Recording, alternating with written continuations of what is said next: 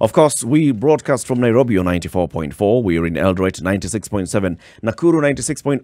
102.5 in Kisumu. 90.9 in Nyeri. 97.7 in Malindi. And for you in Mombasa, we are on 87.9. Tuning in. Of course, now we are joined by the businessman and politician and philanthropist and writer and very many other things. Suleiman Shahbal, karibu sana, and thank you very much for joining us this morning. Asante sana, good morning. Good morning to you. Now, let's first of all start off with an introduction. Who's Suleiman Shahbal? Kenyan. ID number? Huduma number? 349099. Is that enough? Suleiman, you are a businessman. You also the chairman of the Kenya Trade, yes. the Kenya Trade Network Agency. Yes. What's that actually? Trade is an organization set up to streamline processes for business people who are importing and exporting. So, for example, if you are importing anything into Kenya and you have to apply for 6 or 7 different permits, instead of running around 7 different organizations, you can do it online through one portal, which means that it becomes much easier, much faster, and hopefully cheaper for you. And it's an organization that has tremendously improved the process of doing business, both import and export, and has, according to the World Bank, saved Kenya more than 24 billion shillings. It is particularly useful for business people and has helped the ease of doing business in Kenya. It's the way of the future now. I mean, everything is becoming online, and You make it everything seamless. Yes. A one-stop shop. One-stop shop, basically. yes. So how exactly does it save, or how does it benefit the government? You mentioned a figure of certain billions. Well, I'm more interested in the business community. You see, if you're importing today, or let's say you're exporting and you need a permit from KEBS, you need a permit from 5 different agencies. You need a permit from a certificate of origin from Chamber of Commerce. Just take the example of the Chamber of Commerce. If you have to leave your office and take an Uber all the way to Chamber of Commerce and then spend another 3-4 hours there, and then get your permit and then take an Uber back again, can you imagine the time wasted? Go to Mombasa Road and go to KEBS. Exactly. Yes. So it's a fantastic thing, and we have a bunch of young people there who are extremely motivated, very smart people. The online business is the way of the future, and Kenya is very much there, and it has improved. One of the reasons why the ease of doing business index, Kenya is rising up very fast in that index. It's good for the country. So now let's also talk about your business interests and also your life in business before we move into the area of the coast region and Mombasa in particular. So just give us who are you in business? What do you do? Oh man, I've been up and down in this business world. I've been bankrupt twice. I've tried so many things in life, but ultimately, after failing so many times, in the last maybe 10-15 years, we managed to do a few things right. We set up a company called Gulf Energy in 2005. Gulf Energy was, up to December 2019, the 4th largest oil company. And we sold it to Rubis, the French company which bought Colonel Kobil. In 2008, we set up Gulf African Bank, which was Kenya's first Islamic bank. In 2014, we set up Gulf Power, which is the power plant in Athi River. Then we have Gulf Homes, Gulf Investment Company. And then we tried to set up the 1,000 megawatt Lamu coal plant, which ran into stormwaters. So we've done a few things in life. Before that, of course, I was employed. I worked for Citibank for many years. And then came to Kenya, did some business, went bust, went back again and got a job with a large bank in Oman as head of their international operations, and ran that business successfully. Then set up an investment company in Dubai, raised more than $1 billion in different investments, and of course came back home. Like all good Kenyans. So 2010, I came back home and the country was changing. And I saw the opportunity to run for governor as an opportunity to bring in all this international experience and relationships and ideas. And I said, this is the best thing. Let me run for governor. It was, I mean, in retrospect, a completely crazy thing because, you know, you don't just walk in and say, okay, I'm running for governor. So people are saying, who's this guy? Never heard of him before. In fact, some people even thought that I wasn't even born in Mombasa. You know, or that you were not even a Kenyan. I wasn't even a Kenyan. Who's this guy from Dubai who suddenly wants to? How many years were you away from Kenya? Oh my God, for a long time, more than 25 years. Great. But I always came back. You see, every year I came back, and then from 1996 to the year 2000, I actually came back home and tried to do business and went bust spectacularly, you know.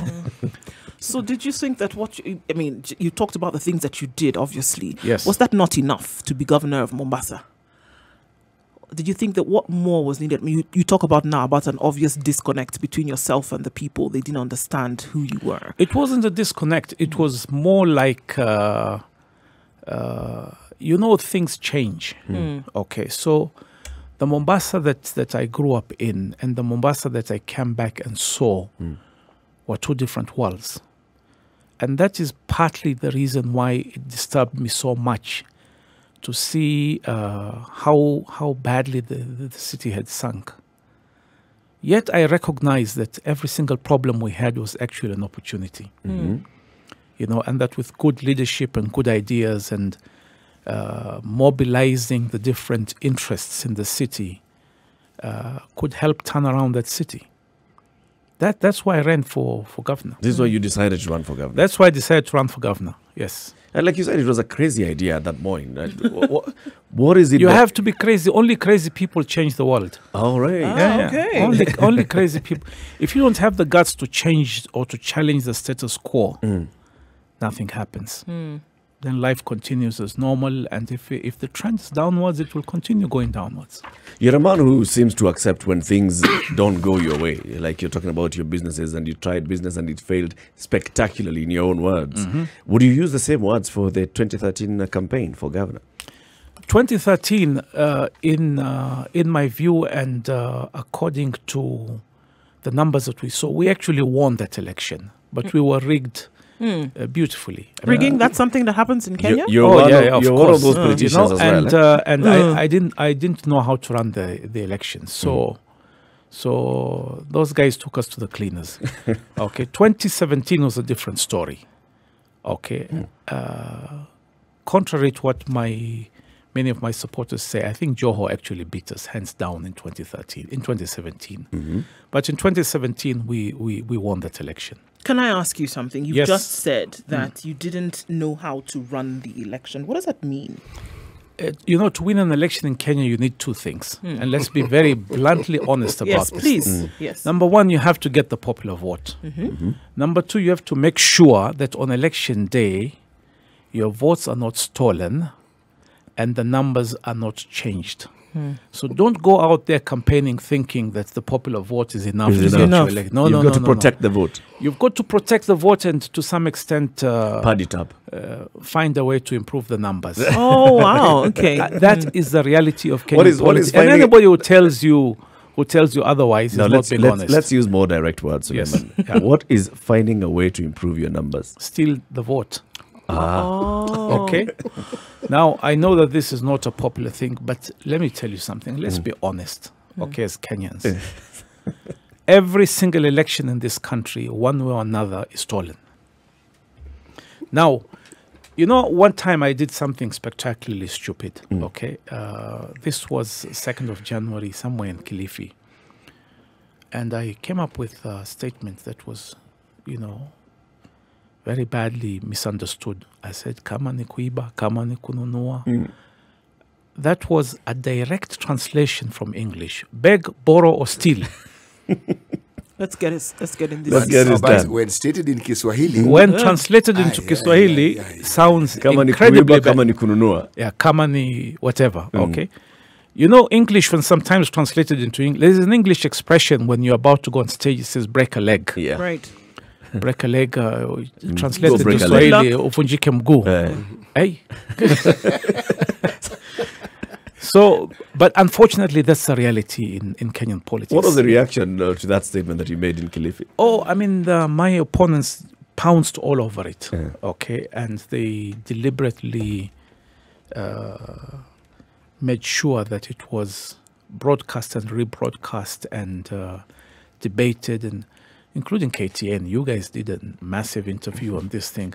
And I was always wondering why nobody called me and said, okay, you said this. What did exactly What did you mean? exactly You know? did you mean? But anyway, that's water under the Okay, bridge. so let's and, ask. No, you I know, would be very interested now at this point to say, Yeah. at that point, then what exactly did you mean? Because obviously it influenced your particular politics for some time in terms of what then people saw you as.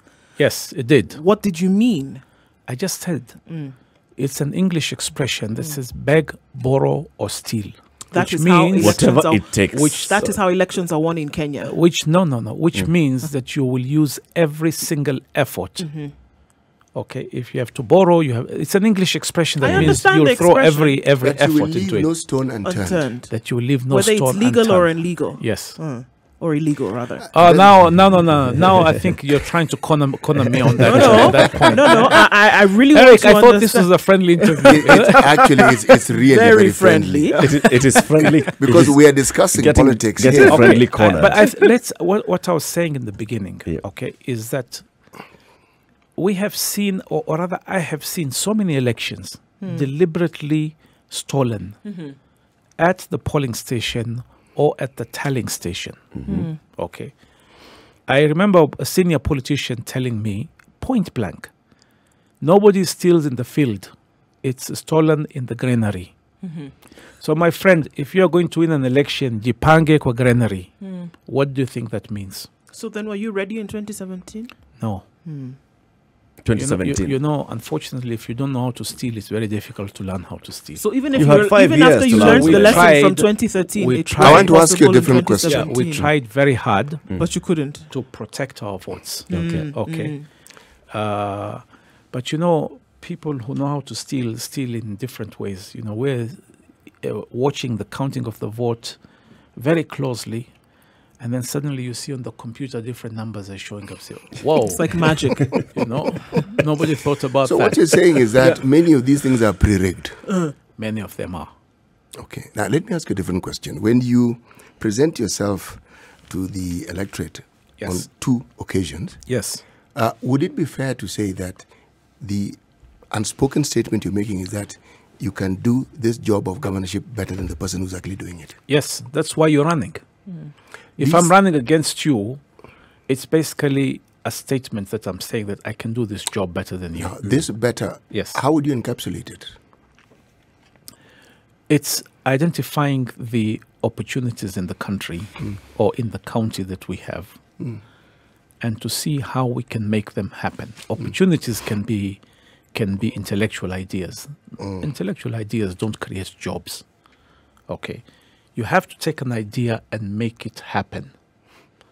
And to make something happen, you need to mobilize not just the ideas, but the people behind it, and to find the money to get it done, and to put a drive behind that momentum to make it happen.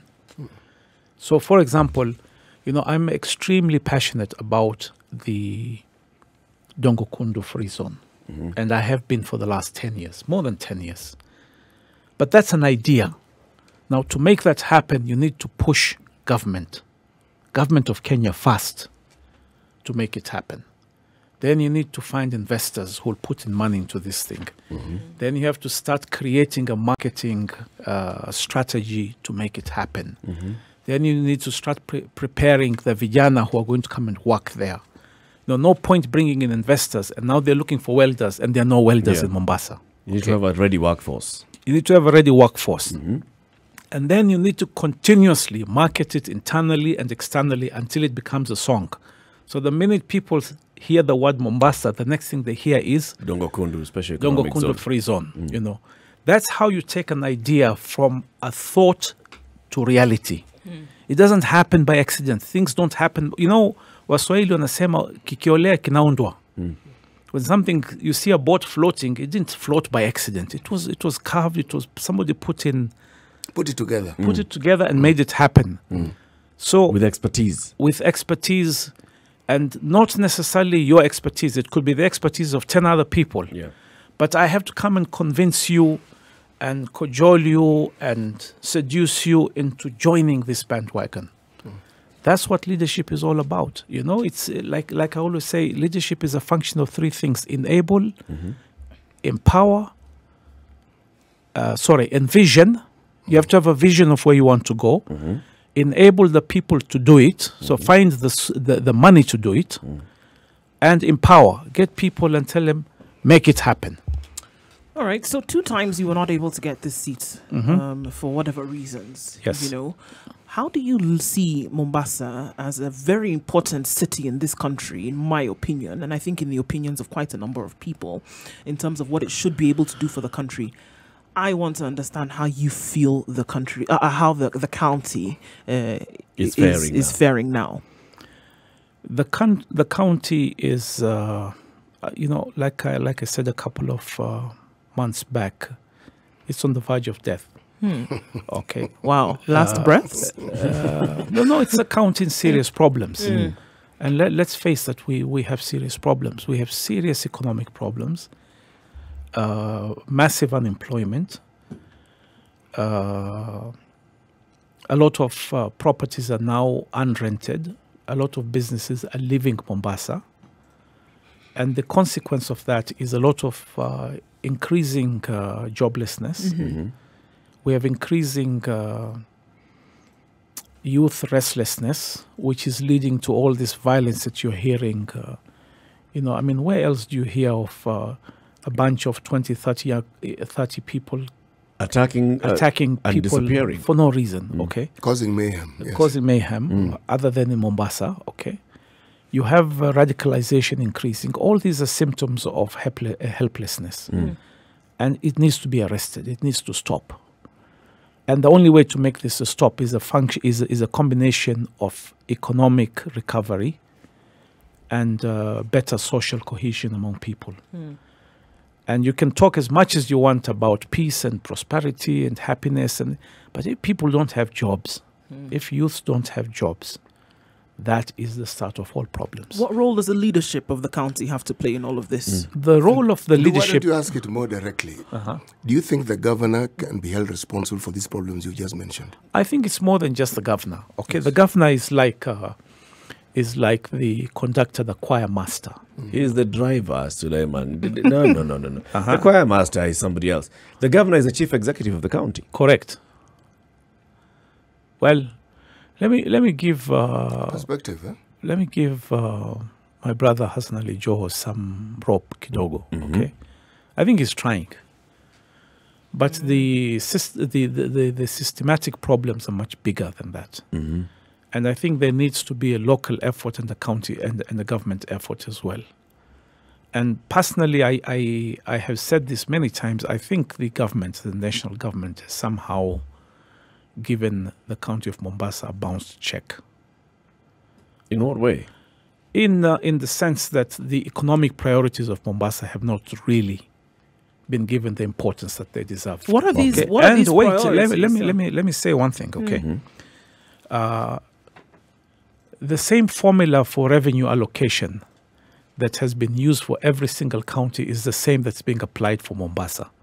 But Mombasa is not just Mombasa. Mombasa is the gateway to Kenya. It's the gateway to East Africa.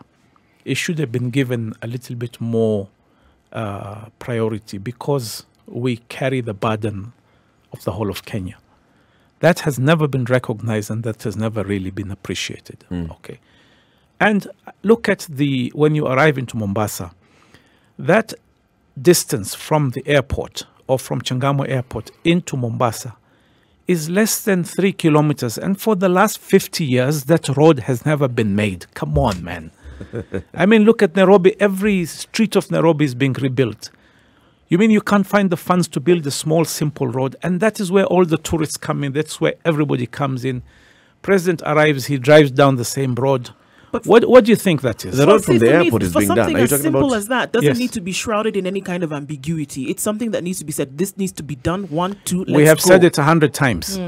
Okay, we've said it 100 times. So what new thing then will Okay, be What said? road are you the talking distance, about? the I'm distance. just not Wait, clear. So- Eric, the distance from Shemulatewa Bridge, okay, to the Likoni ferry is 13 kilometers.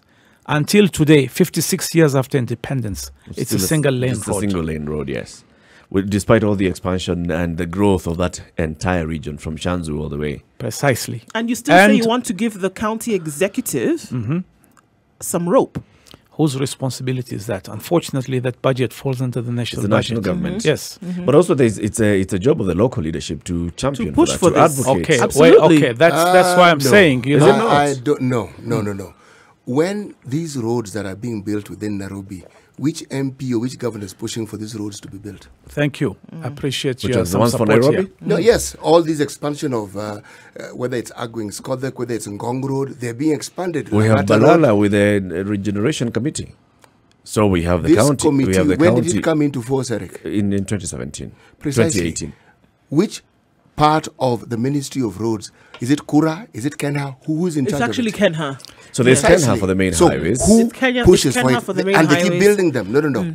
I'm afraid Mr. Shahbal has a point there. So the roads, okay. If you talk about that road, He has a the point road and going a to valid one. that's the road going to Malindi. That's of course it's a national How long highway. did it take to build a thick super highway? Just about 5 years. Precisely. And are you telling me that the one place in this country that houses probably the largest number of tourists that you see have that sort of road where when you have a congestion, it's a gridlock? So if we're going to say that this is one of the problems that we see, something like infrastructure in the county of Mombasa, and obviously is the purview of the national government. It is. What then needs to happen to get down, Mombasa back in the eye, or To get the or- national government You know, to see the importance of this county. Let's talk about Dongo Kundu because that is the one project that will dramatically change the economy of the coast. Okay, the road to Dongo Kundu is being built now. Thank you very much. After 10 years, but anyway, to Nakuru. Okay, nothing is being done on the ground right now, and to build something that big and that massive. We're going to make the same mistakes that are being done in Lamu. They built the baths, but no roads and no infrastructure behind it. Now, for Dongo Kundu to happen, you need the road, you need the infrastructure to start simultaneously. The training of the people needs to start simultaneously because a few years down the road, the place is ready. Investors are coming in and they say, okay, we need 500 welders, 300 electricians, 200 masons. Hakuna. You don't have even a database of people Okay. who are qualified. No marketing has started. So, for a large investor to come and build something in a place like the free zone, there's a time lag. There's a 3 to 4 year time lag. People start planning for these things 3-4 years down the road. We're going to invest $10 million to build this thing. We're now in 2020. This thing will be ready in 2024. So we start from now. Zero marketing. So I'm just wondering what's happening here. What's the plan? What's the plan? So we have the Okay. Dongo Kundu road being done, but nothing about the special economic zone. You're Yes, saying there's the nothing law, on the ground. laws need to be changed because there is some ambiguity between the EPZ and the special economic zone laws. When I was on vacation last month, I saw something that had been done. I haven't read it, so maybe it's been done, but I doubt. Okay. That sort of thing needs to, a bit more seriousness needs to be put into it. I'm seeing a lot of focus going on into Naivasha today. Yeah. And my friend, the governor of Naivasha, Lee Kinyanju, is encouraging me to invest in Naivasha. See, my friend, charity begins at home, one. You have to look back at. But I'm now looking at Naivasha and it's being developed, and I'm wondering why are Why we that is happening? ignoring? No. It's good it's happening in Naivasha. But the national priority should be at the port because that's where Kenya has the most competitive advantage. And let me repeat that. Kenya has the most competitive advantage, not just Mombasa. Okay. It's the entire country. It's the entire country. And Kenya, whether we like, Mombasa today, 40-50% are people from all over Kenya. They are no longer just people from Mombasa and the coast. So Mombasa is the microcosm of Kenya today. So if you build Mombasa, you're building Kenya. we need a change of thinking at the national level. Okay, look at Masai Mara. Some of the revenues of Masai Mara automatically go to the county government. The revenues of oil from Turkana are going to the county government. I strongly believe the revenues from the port of Mombasa, a certain percentage of that must go to the county of Mombasa. This is a conversation that has actually been championed by the leadership of that region for many years. In fact, the region wants the port. Total ownership of the port. Exactly. Why is that? I mean, it's a national resource. That's the constitution. It's a natural resource becomes a national resource. Once it becomes a national resource. Constitution. Eric, that's the constitution. We are not nationalizing the oil in Turkana. No, I didn't the constitution does not say that the oil in Turkana becomes theirs. Why don't you explain what you mean when you say the constitution? That is the constitution that we promulgated in 2010. What does it say about? Ports belong to the county. That's the constitution. That's not my point of view. It's not an opinion. I need to actually look into that. Please do. Because if the constitution says that, then there's a case in court on that. I was about to ask you that. Why there's haven't a you case moved in to court? People have moved to court. Personally, I think that may be a bit of an overreach, because you're right, it is a national asset, but it is also logical that a certain percentage of the revenues of the port should be channeled back to the local. Actually, because I don't actually agree with you. It isn't an overreach. It's just a statement of fact. I mean, this is a resource. Without the resource and without the geographical positioning of that particular county, the resource wouldn't be within that county. Exactly. It stands to reason that whatever benefits accrue from this national establishment, the local entity should also benefit. I mean, we've seen that conflicts have arisen around the world because of something like this. That the local people in a particular area, who obviously are closest, are in close proximity to this resource, then should be able to benefit as first-hand benefactors to this resource. And there's a reason why, what we're saying is that it has been put in the constitution. There's a reason. Why don't we draw a parallel with other resources that, say, other counties have, like, say, coffee? No, yeah, let's talk about... When it goes belly up, the government always has a recovery plan for them and the people in the tea industry. I'd look at you see, coffee is grown. I'd look at a natural resource. The county government of Murang'a has been arguing that the water that comes to Nairobi should also benefit the people of Murang'a. In fact, they've been saying that Murang'a should be the one that's selling the water to Nairobi. I think when you start opening these things we're opening a can of worms. It isn't opening. It isn't a can of worms. Eric. No. I don't think it's Eric, a can of worms. It isn't a can of worms. There has to be some benefit to Murang'a.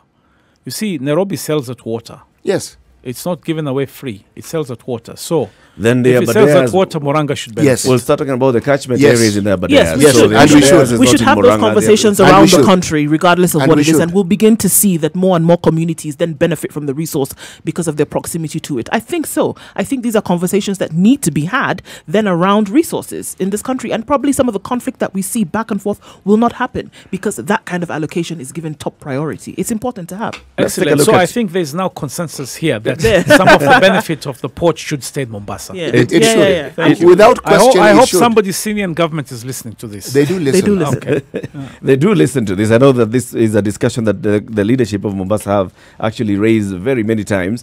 I am one of those guys who's still on the fence on this particular one because I'm wondering, all right, so when we open up, when do we stop? But we'll continue with this conversation. Let's first take a look at what's happening on the roads. We have in the studio on the hot seat this morning, our guest today is Suleiman Shahbal. He's a businessman, he's a politician, he's a philanthropist, he's a writer, he's a columnist with the Standard newspaper. He's a man who has vied twice to be the governor of Mombasa County. We'll ask him whether he wants to vie again to be the governor of Mombasa County. And of course, he's talking to us about issues pertaining to economic development in Mombasa. He says Mombasa is on the verge of death, and what it requires is some economic recovery and cohesion of the people. And he's saying the national government has been giving the Mombasa County a bouncing check. This is some of the conversation that we're having. Of course, we'll be opening up the phone lines for you people in around the country to join in, especially the people in Mombasa, to put in your questions and comments to Suleiman Shahbal. Good morning, 27 minutes to 8 o'clock. This is a Situation Room. It's Kenya's biggest conversation.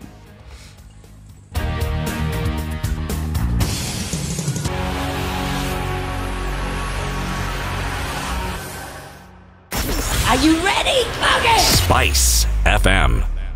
All right, let's look at different parts of the city right now. Donholm, Savannah and Outer Ring interchange to Lunga Lunga Road moving very, very slowly this morning through all parts of industrial area. Okay, something infected somewhere today and nothing is moving. Mombasa Road is unusual. Usually it is bumper to bumper, but today it actually is terrible on Mombasa Road, and that's inbound to the city. And there probably is an issue, but we don't know what that is right now. Ngong to Karen is a parking lot, unfortunately, and interestingly enough, going in the opposite direction. Suspected accident up the road. We'll find out details about that shortly, but if you're approaching the area, know that there's some traffic up ahead. Thika Road from the Thika Road Mall is crazy apparently in both directions, going towards the city center and also going towards Roy Sambo. So Kaha West also, we have a problem there, also knowing that we have the developing issue round around Mwiki and Kasarani this morning. There's some light showers in parts of the city. This will affect traffic. Let's see what it looks like in a short while, but for now, send us a tweet, SpiceFMKE, or give us a call 0719 012 600.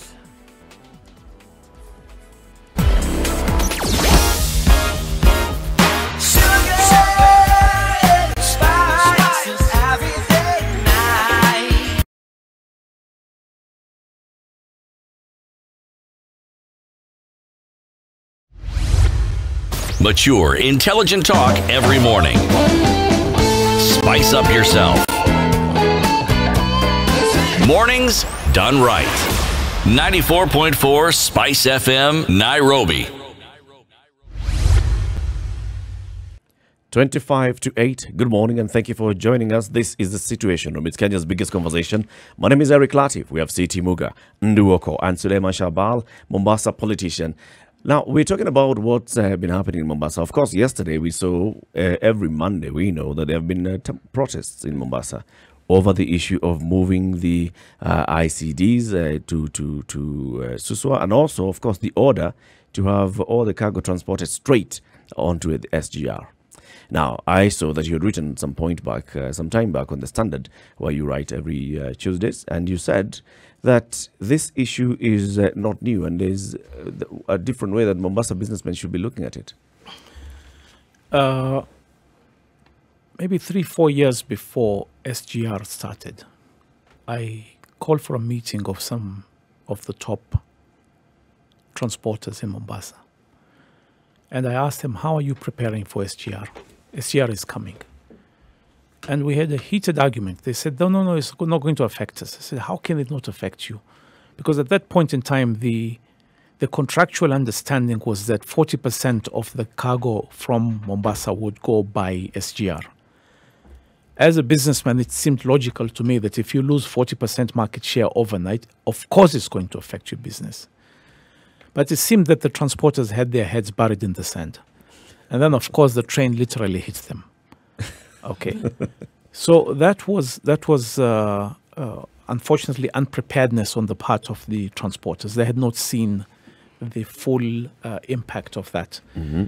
Maybe looking back in retrospect, I should have commissioned a study at that time instead of it just being an opinion from Suleiman, businessman stroke politician. Mm. If I'd given them a professional study and said, gentlemen, this is the study. This is the impact that we have seen in 5 different countries. It's going to hit you. Mm.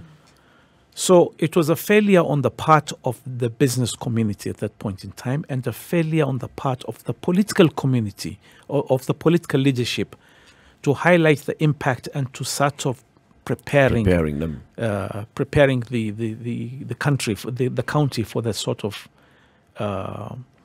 events that was going to happen. It's not something that might happen. It was definitely going to happen. Now, fast forward to what happened recently, where the government says, okay, 100% of the cargo. Now, that is wrong. It's draconian. It's draconian. It goes against the business principles that we believe in of free market. Mm. Let the market decide. Why should I, as an importer, be forced to have my container put on a SGR if it is cheaper for me to put it on the road, on a truck? Mm. Let it be free market. Let it compete. Our contractual obligation in the SGR contract, 40% of the cargo. Give them 40% of the cargo.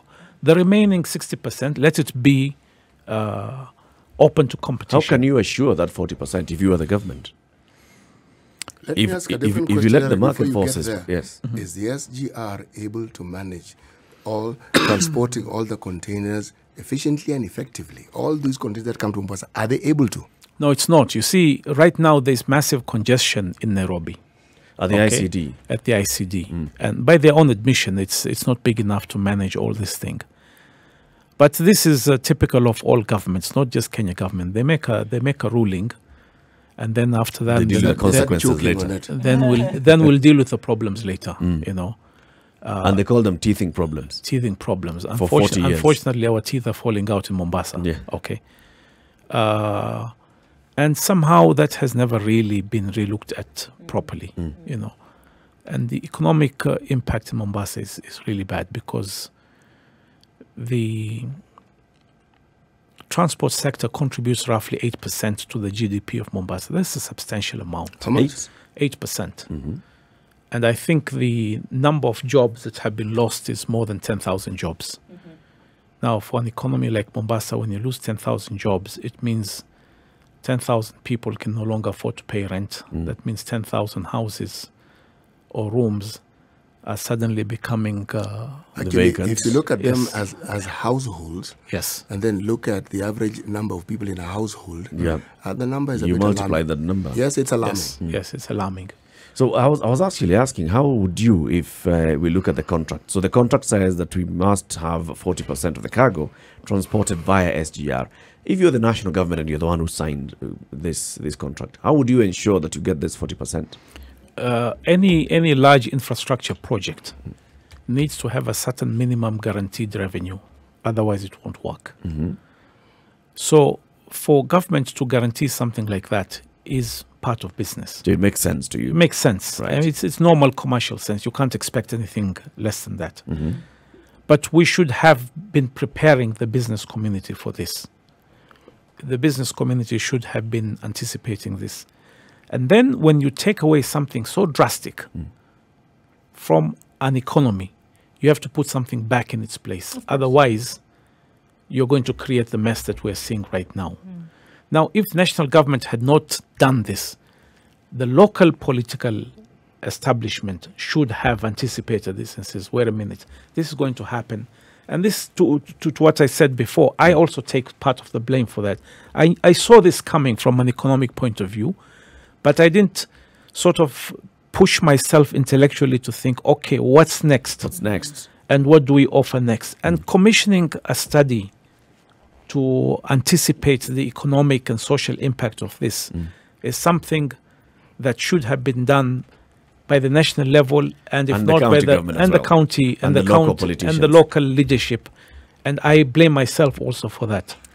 Oftentimes Yeah. we ask ourselves, Yeah. just sitting in this room, and we say that in order for some change to happen, or some of these things that you're saying need to be done, should have been done, when you look in retrospect, that you need a leader in a position who is going to be focused and driven and going to do something about it. Do you see yourself in position of leadership again in Mombasa? Do you see yourself putting yourself out there again, whether it's at governor, whatever level? Well, I think the fact that I ran for governor twice, by default, automatically puts me in a position of leadership. in Oh, you Mombasa. are? Okay. Now, definitely, that's what I'm saying. Now, to be at the point where you're making executive decisions at a county or national level. Unfortunately, I didn't win the governorship, so I don't have that executive authority. This is what I'm saying. Yeah. Will you run for office again? You're trying to dodge this question. Yeah. Will you run for office again? Because 20 these things that you're He's a talking self-declared about, politician, so these he's things you're responding talking about, the way a politician would. these things 20 you're talking about Yes. are obvious solutions that you have for the problems that are dogging the county of Mombasa. Whether it's businessmen, whether it is people in private business, individuals, small and medium-sized enterprises, these are the problems that they're facing. And in order to raise the profile of the county, something needs to be done. Yes. Will you put yourself up for election again? In 2010, I made a solitary decision to run for governor, and then got the people behind me. This time, I want to do it the other way around. I want to see whether the community will want me to run. So you're waiting for the people to tell you. No, it's not quite. I know that that's how the typical politician says, "Oh, watu wameniambia nisimame." Voice of the people. Voice of the people have now demanded no. But you know, to win an election is not just. It's not just like I said. It's not just the people. There's the people. There's the party. There's many things. Okay. 2022, Mombasa is still an ODM zone. Okay. Strongly an ODM zone. Can I win without being on an ODM ticket? Those are some of the factors that. So the realities that you're facing. It's the realities that you have to face. Okay. At 2017, the answer was no. At 2022, the answer may still be no, but the answer may be yes. So the realities on the ground will dictate a lot of things at that point in time. Are you aligning yourself with the ODM brigade? So we saw in the first election, were you in Wiper in the first? I was in Wiper, yes. And then in the second one, you were in Jubilee. I was in Jubilee, yes. So it's not, impossible for you to be in ODM or whatever grouping it will be that will be supporting Raila Odinga in 2022. Mombasa, they have a nice saying that siasa si dini. Okay, siasa si dini. You're not stuck. You're not stuck. Politics is not a religion. Politics is not a religion, yes. And as far as I'm concerned, the position that I will take is what suits Mombasa at that point in time. Okay. Not at the national level. Okay. Because we've seen that as politics is local. So it is what is happening on the ground and what the people on the ground want that will determine which position we take. Can I ask you, yes, from your point of view, what do the people of Mombasa want? Because there's hue and cry from different sectors now, whether it's business, whether it's, what do the people of Mombasa want from your understanding? What do the people of Mombasa want, and what do they need? The people of Mombasa feel that they have been taken for granted. Shortchanged. Okay, taken for granted. By local or national? National. I just told you, 56 years after independence, they can't find the money to build a small 13-kilometer road. Okay. These arbitrary decisions being done, with SGR. Okay, we can understand the national imperative and the national importance of SGR, but it also has a huge impact at the local level. At the ground level. So those things reflect an insensitivity to the needs of the county of Mombasa. Okay, the inability to aggressively drive Dongo Kundu, while we see Naivasha being aggressively driven, tells us something about how seriously Mombasa is being taken. So come 22, you're asking me which side will be on. My answer is going to be the side of the people. Eric, you're being flippant now. But what I'm really saying is the people of Mombasa at that point in time will say, okay, which of the national parties really wants to drive Mombasa? Right.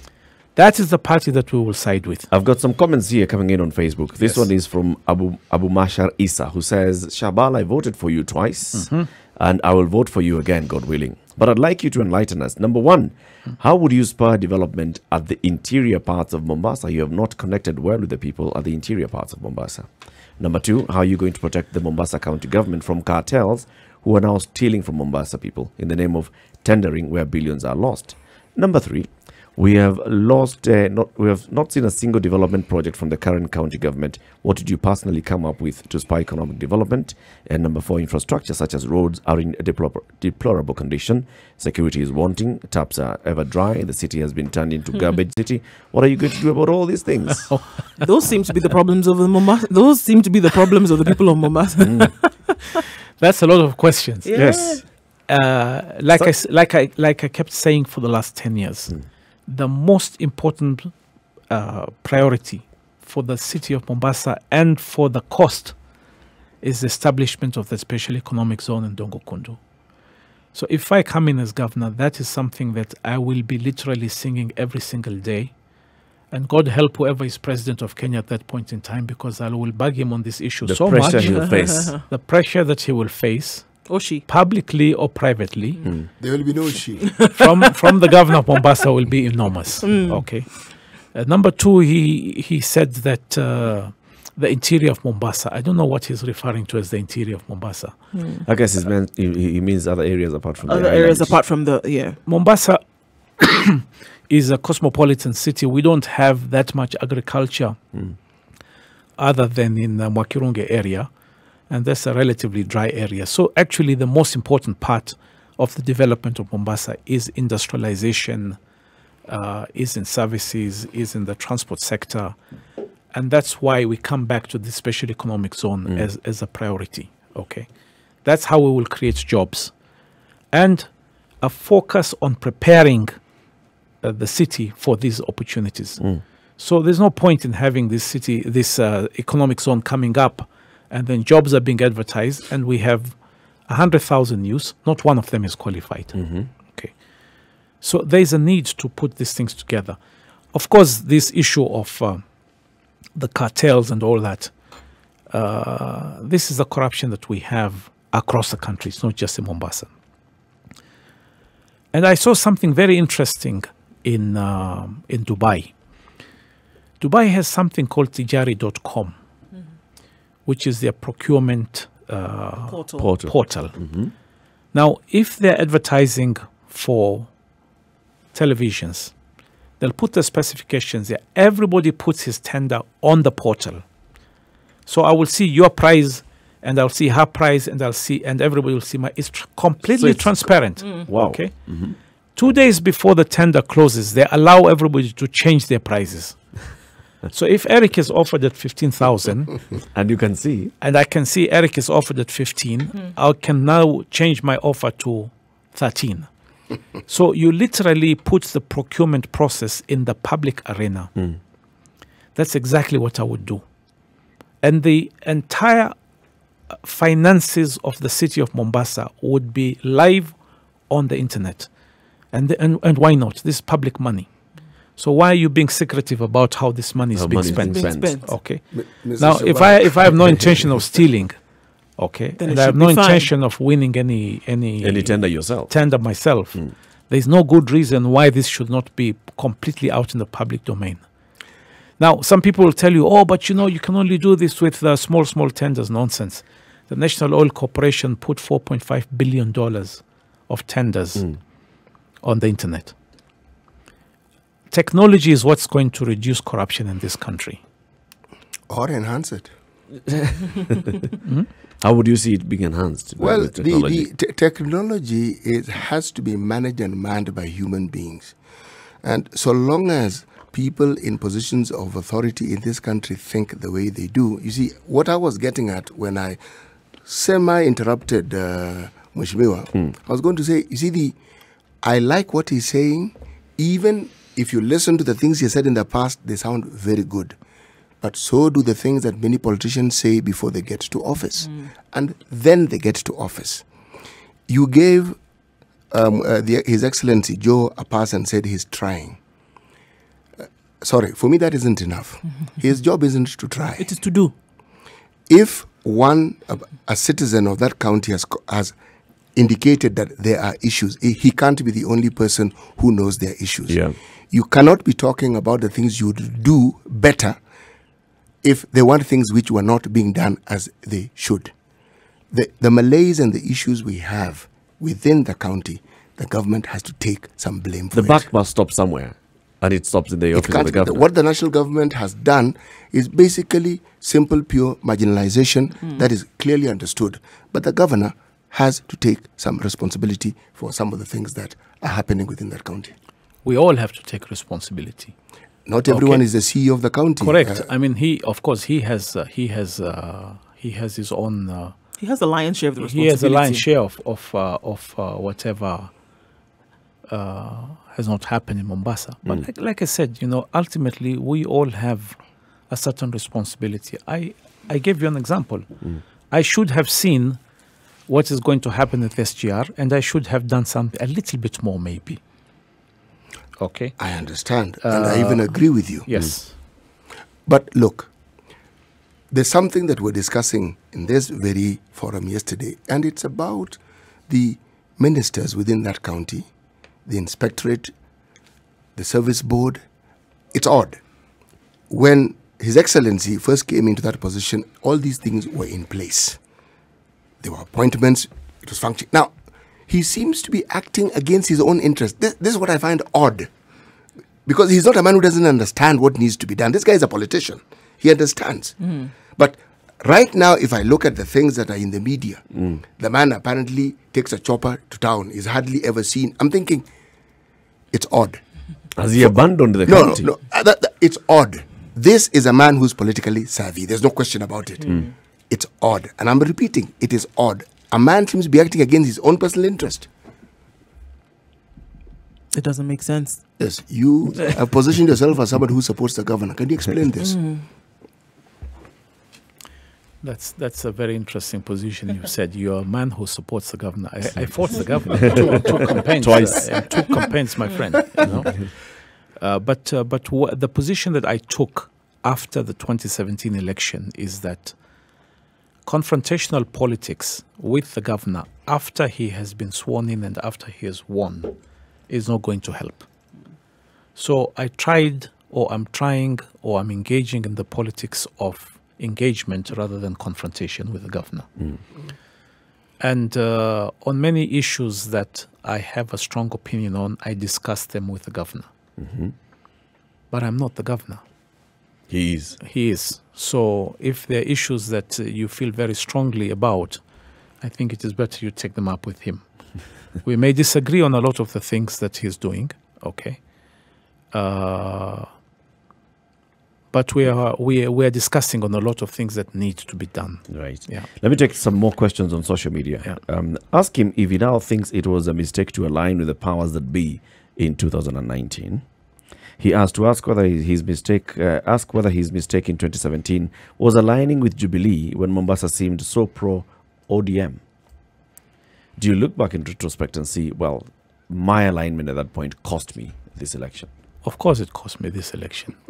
But there's nothing else that you could have done. I mean, there was already an ODM deputy party leader who was your opposition. What could you have done? Yes, but see, that's the whole point. You know, if you know the politics of any large urban area, and in Mombasa today, or even in Nairobi, you're either with us or against us. Okay, and there are two big forces. There is the ODM brigade, and there's the Jubilee brigade.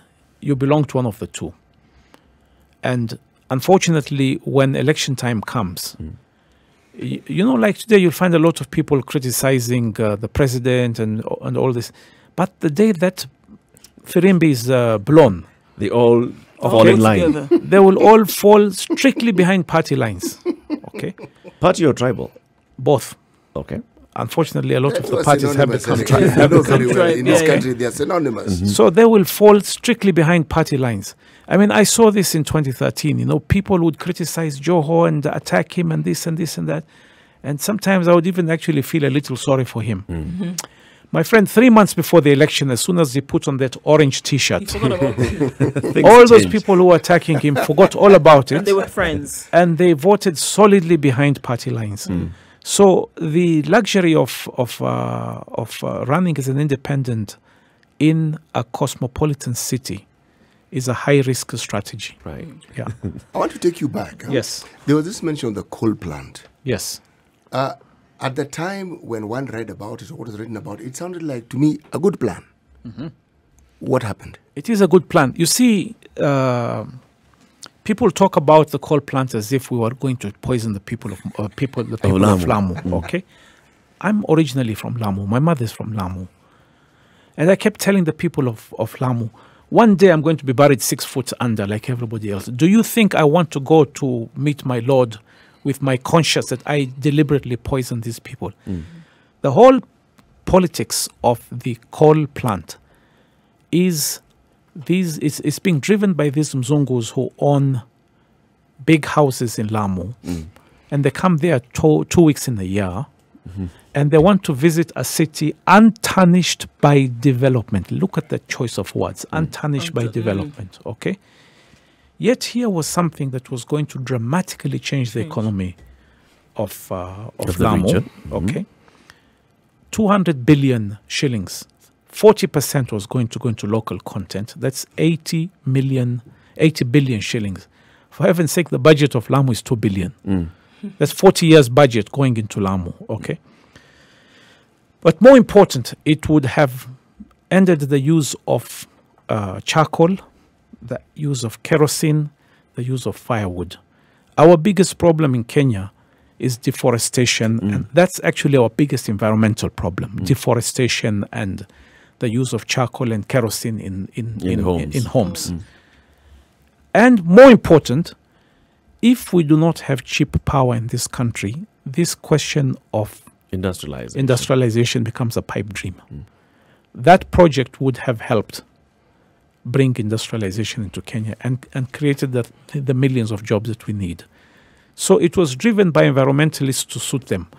And, you know, they talked about, Lamu is a historical city. This thing was 26 kilometers away. You know, you are a few kilometers from the airport. Can you see the tower from here? You can't. And the JKI is about 20 kilometers from the CBD. Exactly. That is 26 kilometers away from Lamu. From Lamu. Let's take a short break and then you come and just answer that question and then we let you go. We have Suleiman Shahbal. He's a businessman. He's a politician. He's a philanthropist and writer. And he's here. He's been talking to us about the politics of Mombasa and the coast region. And of course, now he's answering the question about the Lamu coal power plant. Good morning. It's 8 o'clock. Let's take a look at traffic and then we continue the conversation shortly.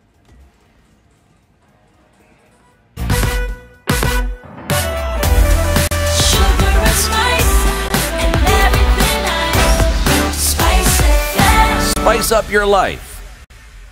102.5 Spice FM, Kisumu. Traffic.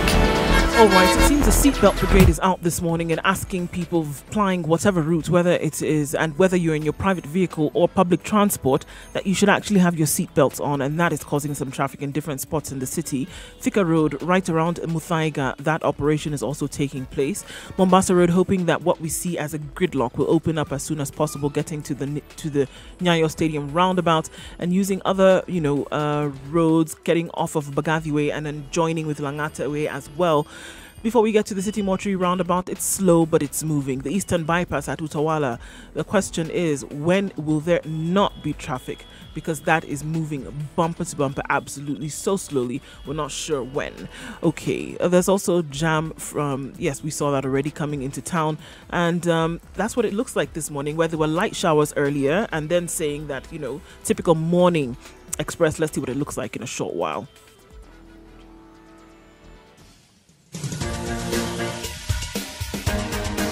This is the Situation Room, the home of hard-hitting political commentary and penetrating insights about the state of the nation. This is a talk radio experience like no other. The Situation Room, a place for hard truths, debates, and elevated conversations. The Situation Room, witty, political, engaging, deep, controversial. In the room, we have C.T. Muga, researcher, academic, seasoned political observer, a fountain of wisdom in these politically uncertain times. Ndu Oko, Nigerian by birth, Kenyan by choice, communications expert, Pan-Africanist, a truth seeker and believer in people power, and Eric Latif, agent provocateur, the man in the chair, seasoned journalist, news hound, a man who believes in punching up, not down.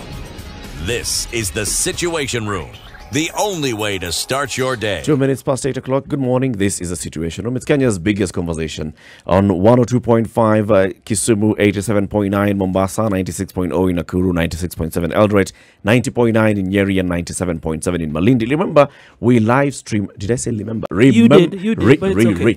Remember, we live stream It's the fine. show. We live stream the show. I've actually done live stream Thank the you, show thank on you. Spice FM KE Facebook, and also we are on our website website www.spicefm.co.ke, YouTube SpiceFMKE, and on Twitter at SpiceFMKE.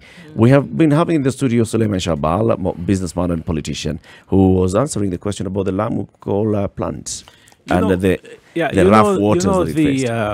The Paris Accord, which sets the guidelines for climate change and all that, clearly recognized the need for developing countries to make some compromises. Okay, and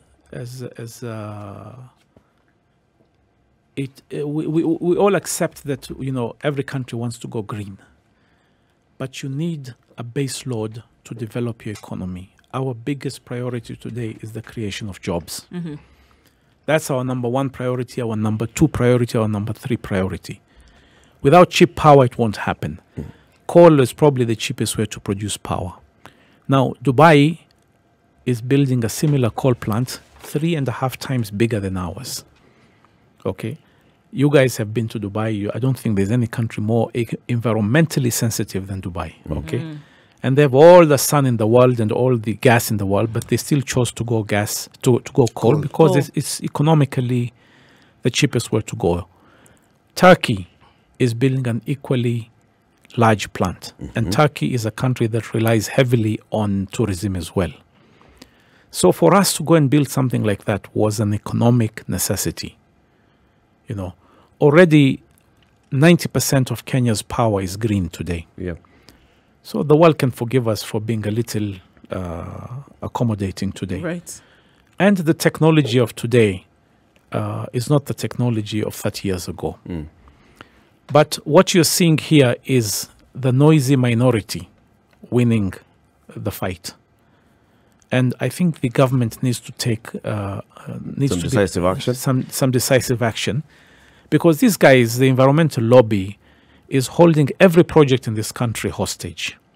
When this matter went to the tribunal, they tried LAPSAT and they held it hostage for a long time. Okay. The wind farms in Kinangop were held hostage, and they went and told the Maasai, "Oh, your cows are going to stop giving birth, and your women will be, and your men will become infertile, and all that." And see what's happened to that multi-billion shilling project. By the way, that's a wind project. I thought, you got to decide. Wind is green. It can't get greener. It can't get greener. When you're in environmental, they held SGR hostage. Okay. My friend, everybody wants to save trees, but if you're going to build houses, sometimes you'll have to cut down a few a tree or two, right? Yes. Yeah. Okay. So it's a compromise we as a country have to make if we're going to create jobs and to industrialize. The outcome of the tribunal, when this matter went to the tribunal, yes, you were ordered to go back and conduct fresh public participation. Yes. Is it something that you're willing to do, going back to the people and having a fresh conversation with the people?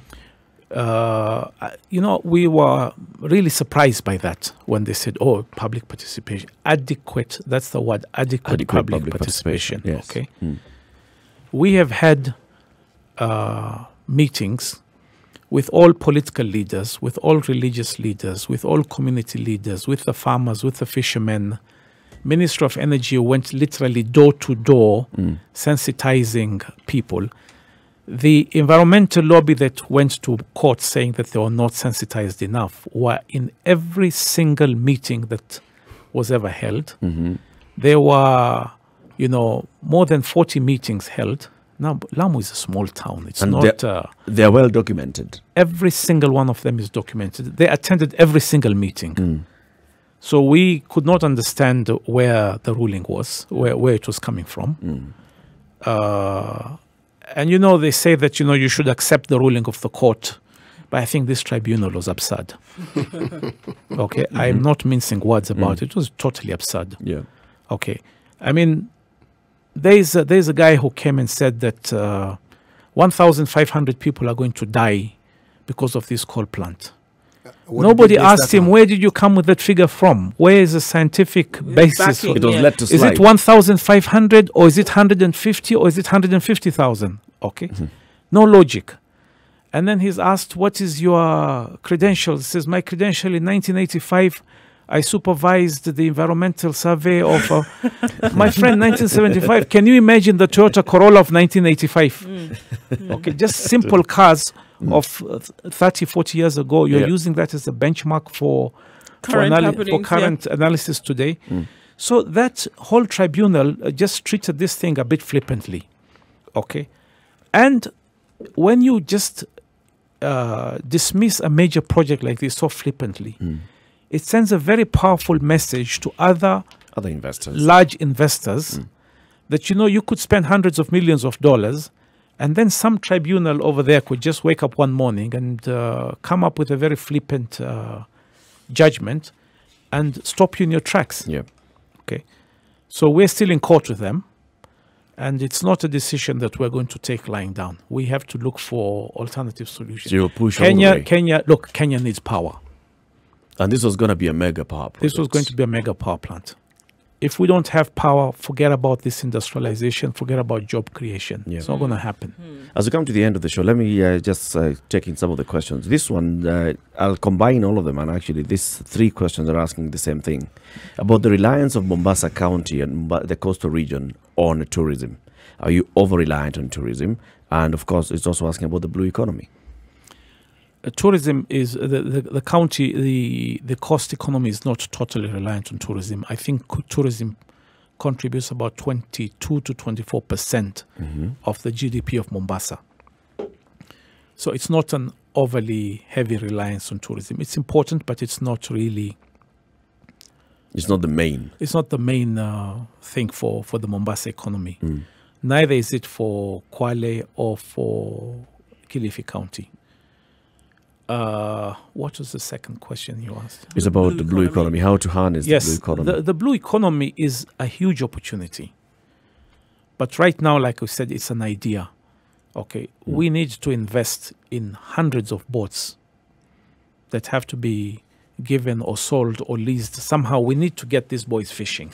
Okay, but it's not just fishing. Fishing is only one part of the cycle.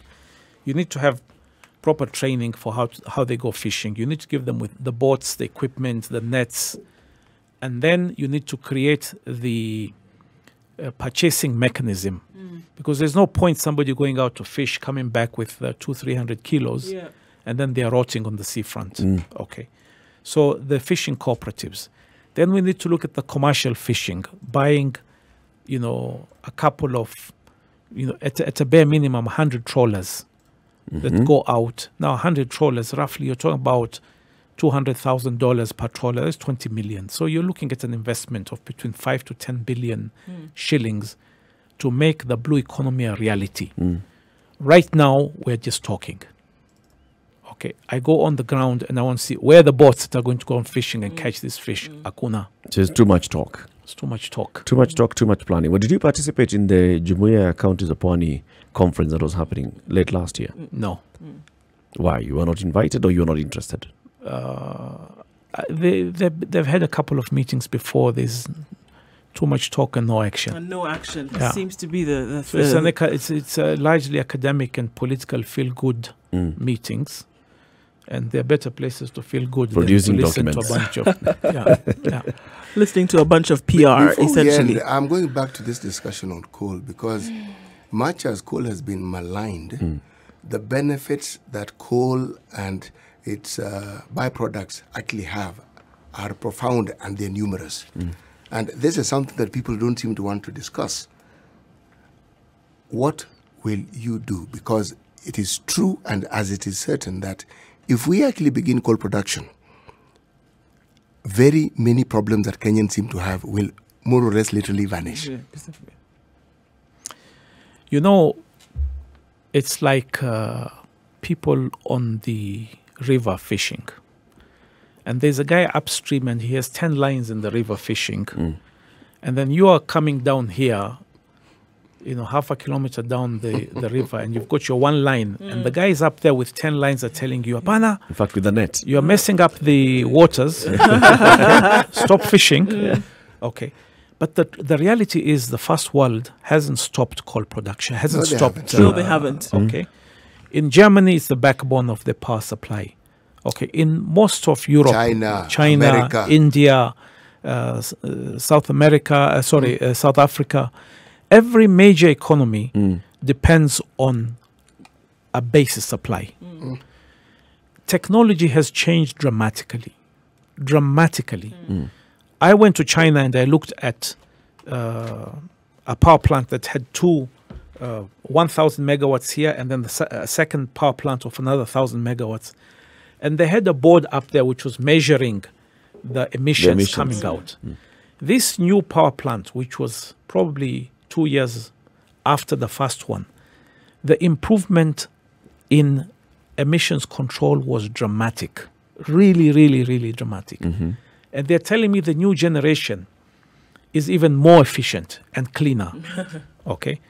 So the problem with coal historically has been the emissions that are coming out, the sulfur and the nitrates that come out that create acid rain. All those are now captured. Our plant the performance of our power plant was even better than World Bank standards. Nobody bothered to look at that.